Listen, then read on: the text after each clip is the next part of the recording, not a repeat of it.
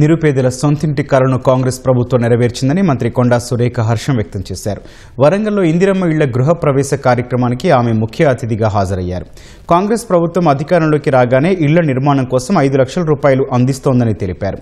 వరంగల్ తూర్పు నియోజకవర్గంలో అర్హులైన పేదలందరికీ సొంతింటి కలను నిజం చేస్తామని మంత్రి కొండా సురేఖ హామీ ఇచ్చారు. మొత్తం తెలంగాణ రాష్ట్రం అంతా కూడా ఈ రోజు నుంచి అంటే ఇవాళ ఒక్కరోజు 1,00,000 ఇండ్లు గృహప్రవేశం చేయాలని టార్గెట్ పెట్టడం జరిగింది. దాంట్లో భాగంగానే ఈరోజు మా నియోజకవర్గంలో మేము ఇది గృహప్రవేశ కార్యక్రమాన్ని చేసుకోవడం జరుగుతుంది. అయితే ఇండ్లు పూర్తయినాయో వాళ్ళందరినీ కూడా ఈరోజు గృహప్రవేశం చేసుకోమని చెప్పాము.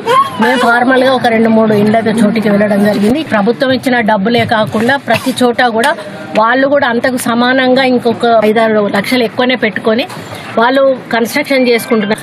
అర్హులైన నిరుపేదలకు మాత్రమే 1 రూపాయి కూడా ఎవరి దగ్గర నుంచి కూడా తీసుకోకుండా డైరెక్ట్ గా మేము ఎంక్వైరీ చేపించి వాళ్ళు ఏ పార్టీ వాళ్ళు అనేది కూడా మేము అడగకుండా వాళ్ళకు మంజూరు ఇచ్చి వాళ్ళకు ఈరోజు ఇల్లు నిలబెట్టడం జరిగింది.